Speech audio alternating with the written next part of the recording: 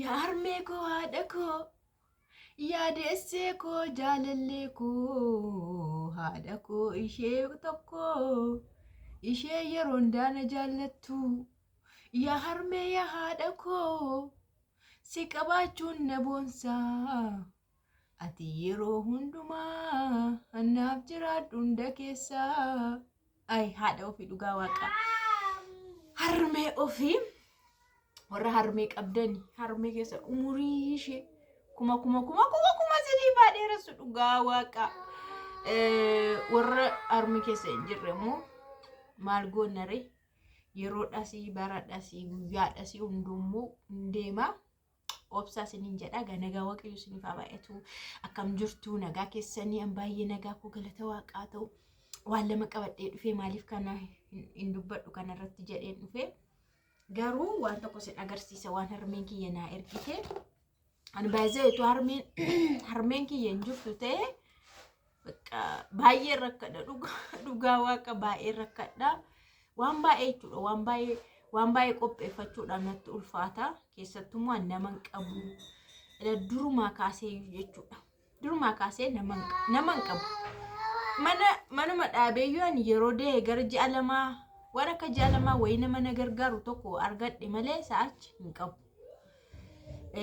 Garaatti baadhee lama dhuma hamma ji'a 8 illee nama hin qabu. Remember isa boodadha gara ji'a 8 booda namni tokko naa dhufee hamma gaafa dahee sanuu dahee immoo gaafa torbee lamaa immoo dahee torbee lamatti dhugaa waaqaa namni sun deemee achi ammallee namni tokko harmeen kiyya naaf iddee amma jajjabaadhutti bazee namni mana namaa taa'uun jaallatu keessattuu mana akkas baay'ee dhiphaa taa'uun immoo baay'ee ulfaata namni sun illee ji'a lamayyuu hin teenye deeme egaa akkasiga kanaaf ani durumarraayyuu kaasee waan tokko qopheeffachuu hin danda'u dhugaa waaqa waan akka shiroo qopheessuu hin danda'u waan akka barbarree qopheeffachuu hin danda'u wantoota akkasii marqaa ajjaa kana qopheeffachuu hin danda'u waan makkas godhamee qulqulleeffamee waan miicamu ta'e yookaas waan barbareeffaa maqanaxxastee maal jettee aduurratti aftee shakashaktee maal jettee akkasa biyyaatti shiroo kana maal gootee qulqulleessitee qophaasas bituu dandeessa garuu jechuun kiikiisaa bittee kaatee miicitee aduurratti aftee amma namoonni tokko akkasti qopheessu. Kan hundaanaaf naan danda'amu akkamitteedha tokkoffaanii iddootti gallu kana ilaala kana gadi buutee aftee lafarra aftee bira teessee eegdamoo maal goota inni kan biraa immoo kanuma barbarree makanaa'u akkamitti goota mucaa xiqqoo qabattee mucaafirraa eegdamoo barbarree eegdamoo yeroo shirraftu yeroo gootamu baay'ee so difficult ture garuu waggaa amma kana waggaa arfan kana hundumaan waggaa 4 kana faru qulqulluu kana harmee kiyya kana naa ergaa ture dhugaa waaqa yeroo tokko lama sin agarsiiseera amma immoo yerootti waan hundu akkas mi'aayee dhugaa waaqa xaafiiyyuu jechuudha mukaan shiroo mititi xaafiiyyuu yeroo hamma kana daaskisachuun ulfaatu keessatti shiroo amma kana naa ergite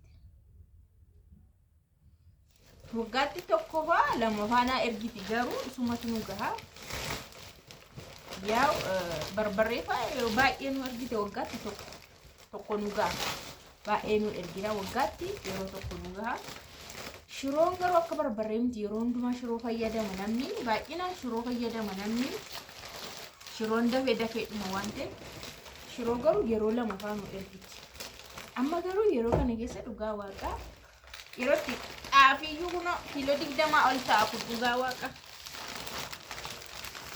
more than 20 kilogram yerootti xaafiinu kiiloo hammi kun daaskisamuu namatti ulfaatu keessa shiroo immoo laalaga shiroon immoo akkam akka isarra gatiinsaa ol dabalu amma kana naa ergitee isiniin jedha dhugaa waaqa garuu harmee kiyya duratti kaastee manatti dadhabdi dhugaa waaqa duratti kaastee baay'ee natti ijoollummaadha na guddisuudhaaf maali jechuudhaaf ammas immoo ergi nama ta'e ergiin mana dhaabe ergiin gaa'ela dhaabe nafaana dadhabdi dhugaa waaqa an ituma waan guddaa tokko qabaadhee waanuma qabeenyuma qabaadhee waanuma bakka waanuma ta'e waan guddaa tokko jechuun godhee fi dhugaa waaqa baay'ee tokko hin gammade jechuun kolmaashii namarraa hin dhumne bootee fi firraa hin garuu waanuma guddaa tokko jira miti waan moodernii ta'e tokko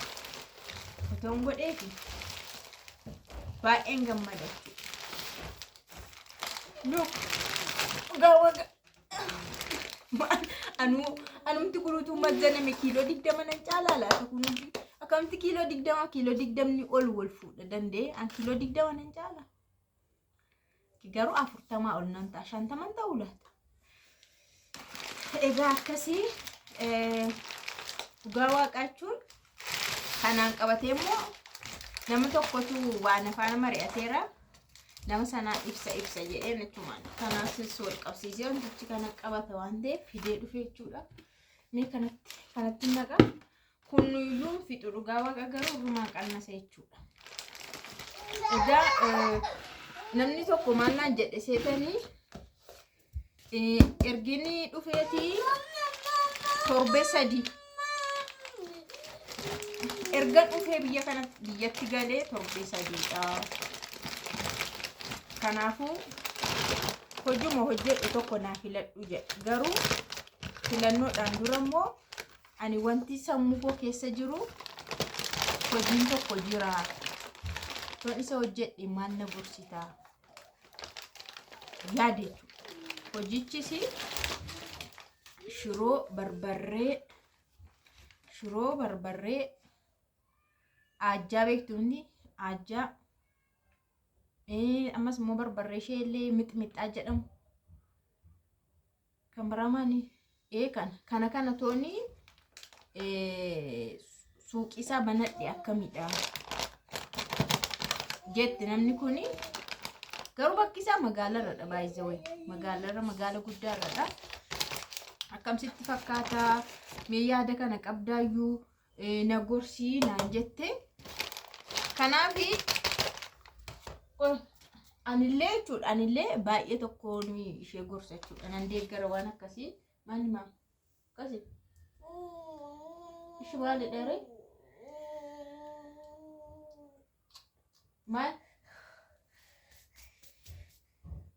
kanaaf hin jedhe dhuguma dubbachuuf ilaala anumarraa kaasaati aniyyuu utuun amma fakkeenyaa fi harmeen kiyya akkas yeroodhaan hamma naga'u waggaadhaanis jajaanis naan ergitu ta'e dhugaa waaqaanu carraani qabu bituudha jechuudha. Luk hin danda'amu kaashee amma araasii baay'ee akkamitti barbarree masaa dheedhii masaa waqee bituudhaa fi baay'ee tokko namatti aara nama mucaa faana mucaadhaaf hin ta'u bakki isaas hin ta'u jechuudha. Kanaafi amma fakkeenya magaala kana keessatti dhugaa waaqaa jechuudha warreen akkas hojjetanii warreen waan akkasii hojjetan indaam ajajaan iyyuu kan isaan hojjetan warri sirriitti beekamanii waan sana qulqullinaan hojjetan qulqulluu jechuudha too makaatti hin makiin baay'ee wantichi qulqulluu haa ta'u malee gatiidhaaf namni hin dhamu'u yeroo baay'ee waan akkasii jechuudha waan nyaataa tanaan qulqulluu barbaadan shiroo kana barbarree kana taanaan qulqulluu ishee bitachuu barbaada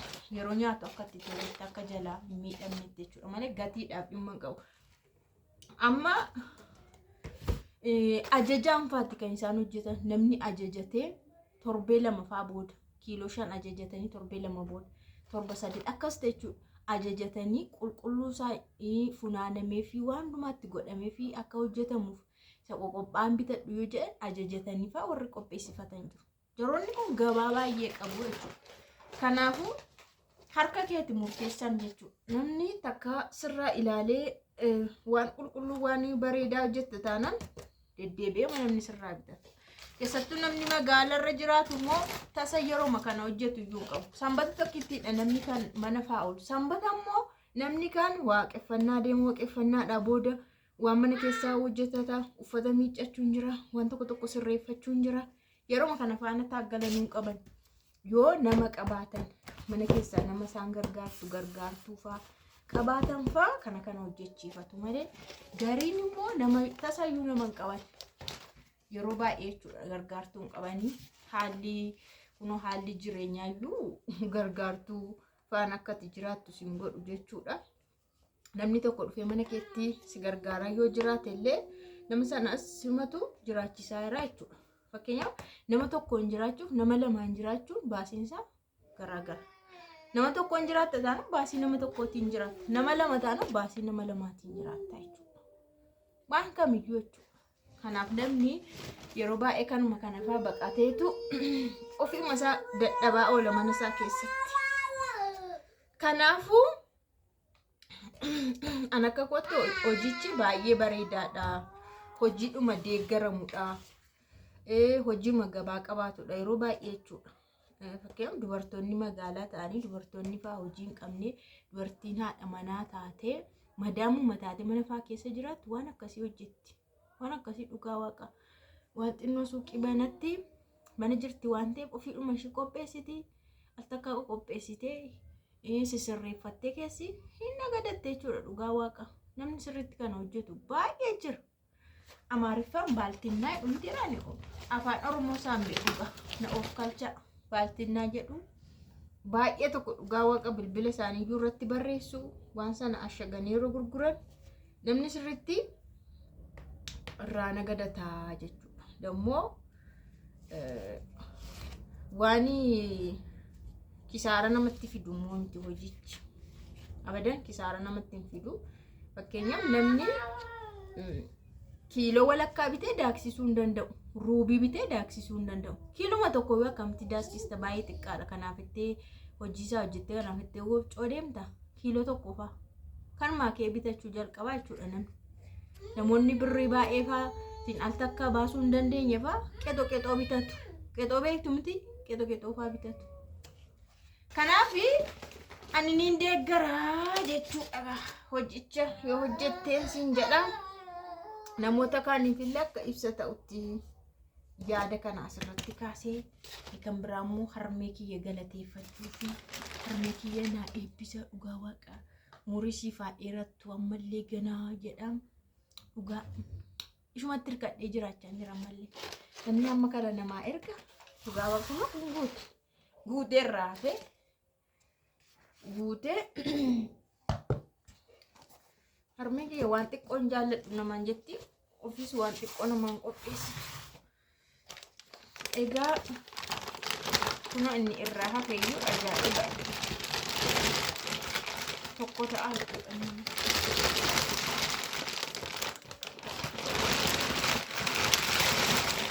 look